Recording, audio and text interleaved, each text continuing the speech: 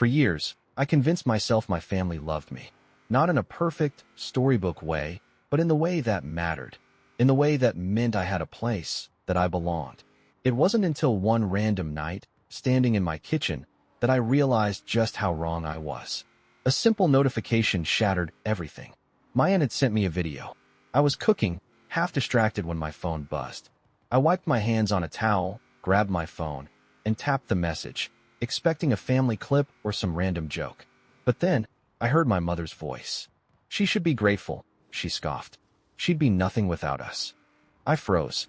The video was shaky, like someone had accidentally recorded it, unaware their phone was capturing everything. But the voices? Crystal clear. "A burden wrapped in a paycheck," my father chuckled. "At least she's useful for something. Paying our damn bills." Laughter. Then, my aunt, the same one who had sent the video, spoke.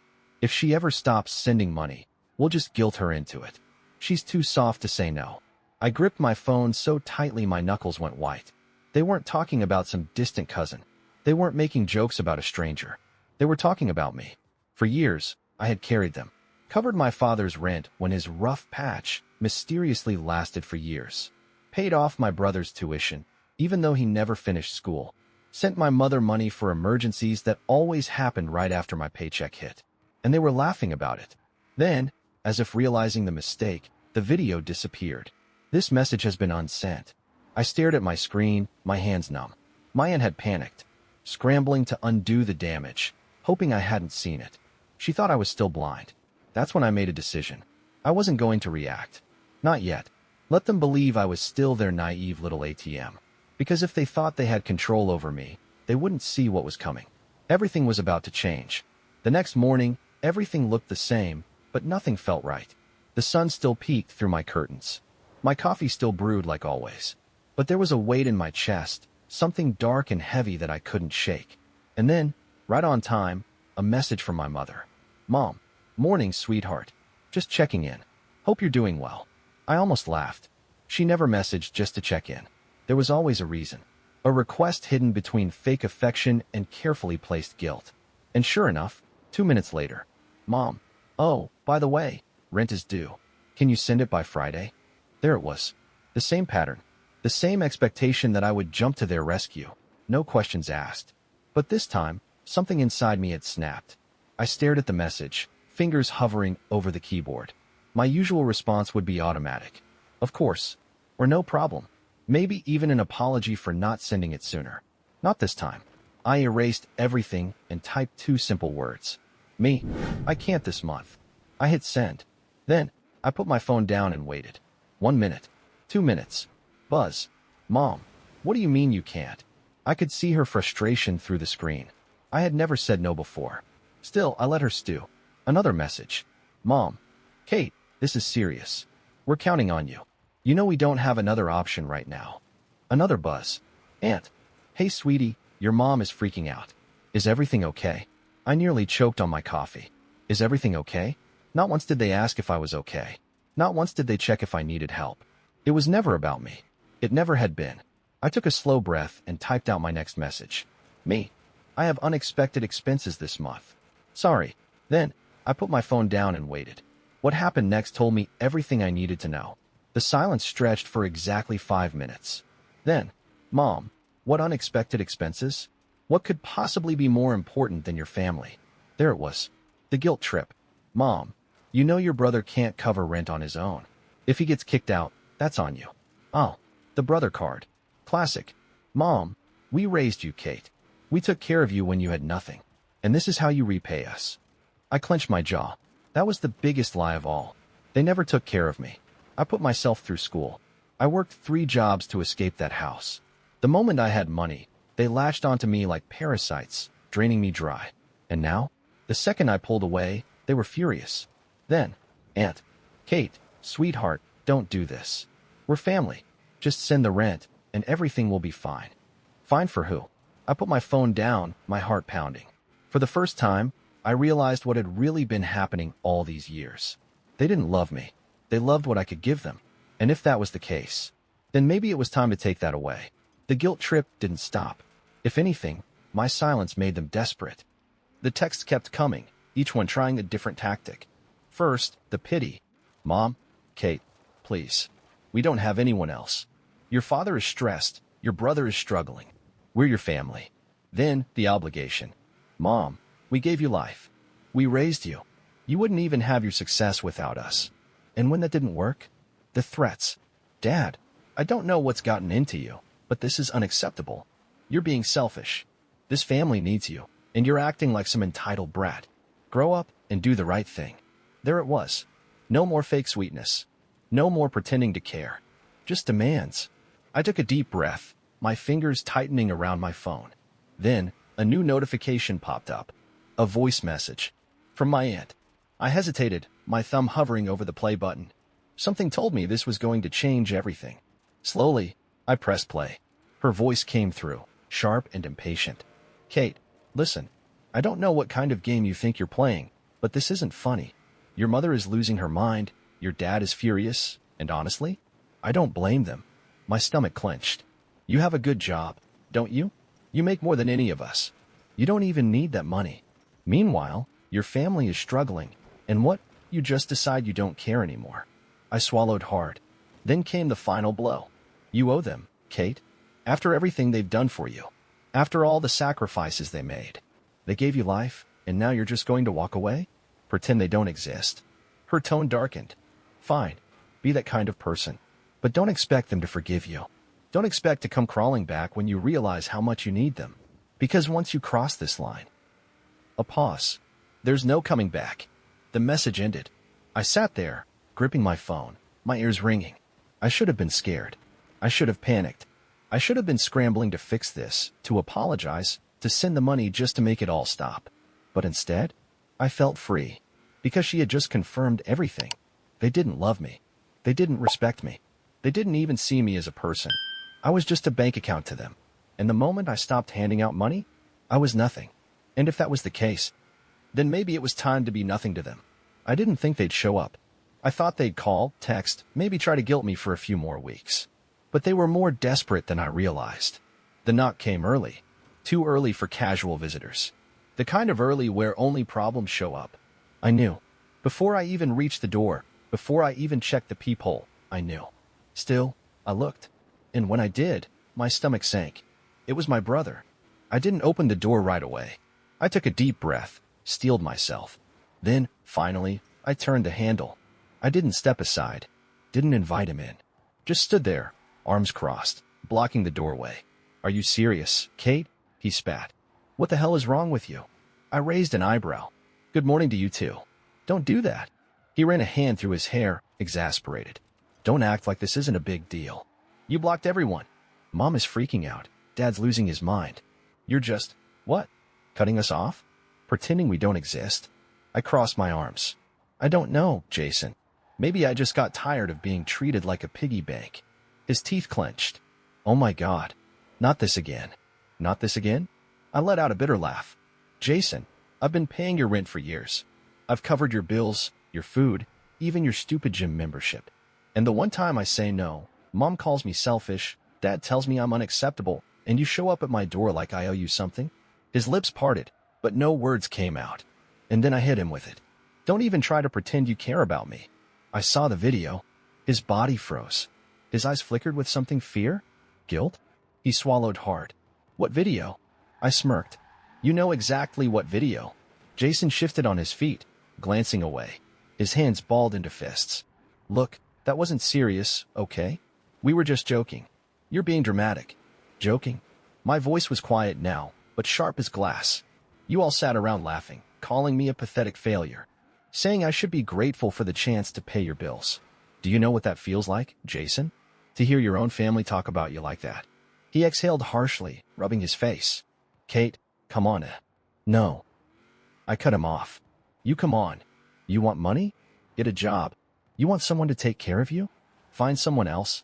Because I'm done. Silence. Then his expression hardened, his mouth twisting into something ugly. Fine, he hissed. You want to be a selfish bitch? Go ahead. But don't come crawling back when you realize you have no one left. I held his gaze. Jason, I already realized that. And with that, I shut the door in his face. I expected the silence to feel empty. After shutting the door in Jason's face, I stood there, listening as his footsteps faded down the hall. I exhaled. For the first time in years, I had put myself first. But the weight in my chest didn't disappear. Not because I regretted it, I didn't. But because I finally understood the truth. I had spent my entire life trying to earn love from people who only saw me as a resource. And now that the returns had stopped, they were ready to throw me away. I sat on my couch, my phone face down on the table. I knew it was only a matter of time before. Buzz. There it was. I stared at the screen. Mom. I didn't pick up. Another call. Then another. Voicemail. I hesitated before pressing play. Kate. Last chance. Send the rent. If you don't, you'll regret it. Click. No fake sweetness. No pretending to care. Just a threat. I exhaled slowly, my thumb hovering over the block button. And then I did it. Blocked. Then I blocked my dad. Then my aunt. Then Jason. And just like that, they were gone. Or so I thought. Because the next day, I got a call from an unknown number. And the voice on the other end made my blood run cold. Kate, you've made a huge mistake. I recognized the voice instantly. It was my father. You think you can just walk away from everything we've done for you? He sneered. You think you can abandon this family and everything will be fine? I gripped my phone, my pulse hammering. We raised you, he continued, voice dripping with venom. We made sacrifices for you. And this is how you repay us. I took a deep breath. You mean the sacrifices I never asked for? I said calmly. The ones you hold over my head so I feel obligated to keep paying for your life? Silence. Then, you'll regret this, Kate. When you realize you have nothing and no one, you'll come crawling back. A slow smile spread across my lips. Dad, let me make one thing very clear. I paused, letting the moment stretch. The only thing I regret is not cutting you off sooner. And with that, I hung up. Then I did the one thing they never saw coming. I made them pay. Literally. That night, I sat at my desk with a plan. I pulled up my laptop and started drafting an email. To my parents, my aunt, and Jason. Subject, financial records. I attached every payment I had ever made. Every receipt. Every bank transfer. At the top of the email, I typed. Here's a detailed summary of everything I've done for you over the years. You don't owe me anything anymore. But you will owe yourself the realization of how much I've sacrificed, because I thought family was supposed to help each other, not use each other. I hit send. Then I logged into the family group chat. I scrolled through years of messages, requests for money, guilt trips, fake affection. And then I typed one last message. You never needed me. You just needed what I could give you. I'm done. This is my last message. Don't ever contact me again. I sent it. Silence. Then, one final message from Jason. You'll regret this. Family sticks together. I smiled to myself. They weren't my family. Not anymore. I turned off my phone.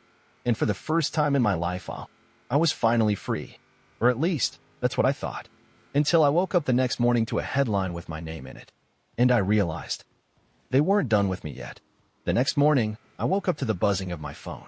At first, I ignored it. After cutting them off, I had no intention of entertaining their drama. But then, I noticed something strange. My notifications weren't from them. They were from everyone else. I frowned, reaching for my phone. My screen was flooded with messages. Texts from old classmates, people I hadn't spoken to in years. DMs from random strangers. Missed calls from unknown numbers. And then, I saw it. A news article. With my name in the headline. My stomach twisted as I clicked on the link. And right there, splashed across the screen, was a sob story interview. About me. Or rather, about how I had abandoned my struggling family despite my success. My mother had done it. She had gone to the media. She painted herself as the heartbroken mother, begging for help. Our daughter became rich and forgot about us, she claimed. We did everything for her, and now she won't even pick up the phone. Everything for me? They had treated me like a burden my entire life. But that wasn't the worst part. No, the worst part was the comments section. Thousands of people weighing in on my life, strangers who didn't know me but had already decided I was a horrible person. Imagine being so selfish that you'd let your own mother go homeless. Money changes people. Clearly, she forgot where she came from. I bet she was always ungrateful. Some people don't deserve family. I wanted to scream. They didn't know the truth. They didn't know what it was like to grow up as an afterthought. To be treated like a convenience until you stopped being useful. And now, the world was on their side. I scrolled further, my heart pounding. My sister had chimed in too. I just wanted my big sister back, she wrote in her statement. I made mistakes, but I thought family forgives. I never thought she'd cut us off like this. I gritted my teeth. I had given them everything. And the moment I stopped, they turned me into the villain. I locked my phone and threw it onto the bed. I needed to breathe. I paced the room, hands clenched into fists. What did they think this would do? That I'd break down and come running back? That I'd send them money just to shut them up? They underestimated me. I wasn't scared of them anymore. And if they wanted a war, they were going to get one. I sat down, opened my laptop, and started typing. I wasn't going to play defense. I was going to end this. I gathered every screenshot, every bank transfer, every message proving that I had supported them for years. I drafted a statement. Not an emotional rant. Not an apology. Just facts. Since my family has decided to share their side of the story, here's mine. I was never their golden child. I was the one who worked 3 jobs to escape. I was the one who paid their bills while they ridiculed me behind my back. I was the one they told, "We'd be happier without you." And when I finally listened, they turned me into a villain. I attached receipts. Let the world see how they had used me. Let the world know the real story. And then, I posted it. It took minutes for the post to explode. At first, the same people who had called me selfish tried to double down. There are 2 sides to every story. You still could have helped them. But then, people actually read what I posted. And the tide shifted. Wait, her family literally admitted to treating her like a wallet. The "we'd be happier without you" part? That sealed it for me. Her mother tried to manipulate the media, and it backfired. The support poured in. People defended me. They called out my family. They dragged my mother for using the media to guilt-trip me. And then, the real victory came. The news outlet that originally published the sob story, they retracted it. We have since learned new information regarding this case and regret not verifying certain claims before publication. In other words, they got caught. My mother had thought she could control the narrative, but she forgot. I wasn't silent anymore. That night, I got one last message. It was from my mother. "Mom, you didn't have to humiliate us." I stared at the screen, a slow smirk curling on my lips. "Neither did you." I hit block. For the first time in my life, I had won. The internet had turned on them. Their attempt to paint me as a cold-hearted monster had backfired spectacularly. The article was retracted. The sympathy they had weaponized vanished overnight. And I thought, finally, this is over. I was wrong. Because 2 days later, there was another knock at my door. I froze. The last time they had shown up, I had sent them away broken and humiliated. Surely, they wouldn't try again. Would they? I took a slow, steady breath and walked to the door. I peeked through the peephole, and my blood ran cold. It wasn't just my mother this time. It was my entire family. Aunt, uncle, cousins. They had brought backup. This wasn't a conversation. This was an ambush. I opened the door just enough to see them. "What do you want?" My voice was calm, cold, controlled. My aunt stepped forward first, hands raised like she was about to negotiate a hostage situation. "Sweetheart, we just want to talk." "We already talked," I said flatly. "Not properly." My mother interjected, her eyes pleading. "Please, let us come in." I almost laughed. "Why? So you can try to manipulate me in person?" A muscle in my mother's jaw twitched. "Kate, you made this worse than it had to be," she said, her voice sharper now. "You embarrassed us." I embarrassed them? I clenched my jaw. "You went to the media," I shot back. "I just defended myself." My father, who had been silent until now, finally spoke. "You ruined our reputation. You ruined mine first." Silence. I stared them down. "You came here thinking what?" I asked. "That if enough of you showed up, I'd magically change my mind? That I'd forget everything you put me through?" My sister, standing off to the side, shifted nervously. She looked like she wanted to speak, but didn't know how. Too late for regrets. "We just want to fix this," my aunt tried again. "There's nothing to fix," I said. "You don't want to fix our relationship. You want me to fix your problems. There's a difference." They had nothing to say to that, because they knew I was right. Then, my mother played her final card. "You're really going to abandon your own family?" she asked. Just like that. Abandon. As if I had left them. As if they hadn't thrown me away first. "I didn't abandon you," I said quietly. "You abandoned me a long time ago." I just finally listened. Her face twisted. She had lost. They all had. But she couldn't stand to admit it. So she did what people like her always do. She went for the last resort. The guilt trip. One day, you're going to regret this, she said. You'll come back, and we won't be here. I exhaled slowly, letting her words settle. Then, I smiled. Good, I said, and I shut the door. I stood there, hands trembling, not with fear, not with anger, but with relief. They were gone. For the first time, I had shut them out completely. I heard them murmuring outside for a few more minutes. Then footsteps. They left. And just like that, it was over. For real this time. I wasn't their puppet anymore. I wasn't their ATM. I wasn't their backup plan. I was free. And it felt better than I ever imagined. For the first time in my life, the silence felt like a victory. No more texts. No more guilt trips. No more manipulative pleas disguised as love. They were gone. And this time, I knew they weren't coming back. Because I had closed the door on them completely. But I still wondered, what happens to people like them when they lose their favorite victim? So I checked. Not out of concern. Not because I cared. But because I wanted to see how they handled life when they could no longer drain mine. And the answer? They were drowning. The internet never forgets. After my post went viral, their fake sob story was destroyed. Their public support vanished. No more pity donations. No more sympathetic strangers. No more handouts. They had burned too many bridges, and now, when they actually needed help, they had no one left. I heard through a mutual acquaintance that my mother and father were struggling to pay rent. They had relied on my money for so long that they never learned how to stand on their own. And my sister? She had dropped out of college. No tuition money. No backup plan. No one to clean up her mess. For the first time, she had to face the real world. And for the first time, I felt nothing for her. No sympathy. No anger. No satisfaction. Just indifference. Because the moment they saw me as nothing but a paycheck, they stopped being my family. A year passed. A full year of no contact. And in that time, my life flourished. My business exploded. I expanded into new ventures. I traveled, met people who actually valued me. I built real friendships, ones not based on obligation or blood. And one night, while standing on the balcony of my high-rise apartment, looking out at the city lights, it hit me. I won. Not in a revenge way. Not in a look-at-me-now way. I won because I was free. Free from their expectations. Free from their control.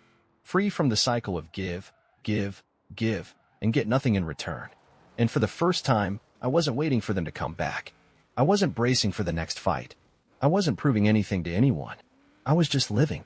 And that was the sweetest victory of all. A year had passed. A year of peace. A year of choosing myself. A year of learning what life felt like when I wasn't constantly drained by people who never valued me. And I thought, this is it. This is how my story with them ends. But then, one evening, as I was leaving a meeting, my phone buzzed. An unknown number. I almost ignored it. Almost.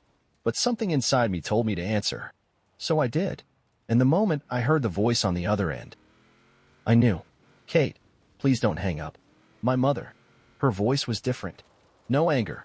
No manipulation. No entitlement. Just defeat. I didn't speak. I let her sit in the silence. She sighed, and I could hear the exhaustion in her breath. I know you hate us, she said quietly. And I don't blame you. That caught me off guard. She had never said those words before. She hesitated. I don't know how to fix this. I stayed silent. Your father, he's sick. Your sister barely speaks to me anymore. And I keep thinking, was it all worth it? I exhaled slowly. I don't hate you, I finally said. And that was the truth. I had hated them for so long, but somewhere along the way, the hate faded. Not because I forgave them, but because they weren't worth my anger anymore. I just stopped needing you, I added. Her breath hitched. I thought family was supposed to last forever, she whispered. It is, I said, but only when it's real. A long pause. Goodbye, Mom. Click. I didn't block her this time. I didn't have to, because I knew she wouldn't call again. She finally understood. I was never coming back.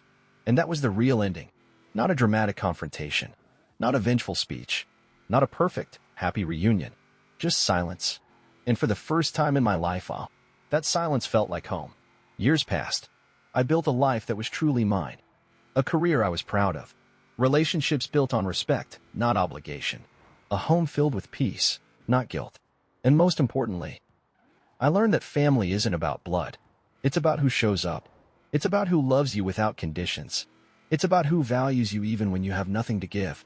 And that was the greatest lesson they ever taught me. Because in losing them, I found myself.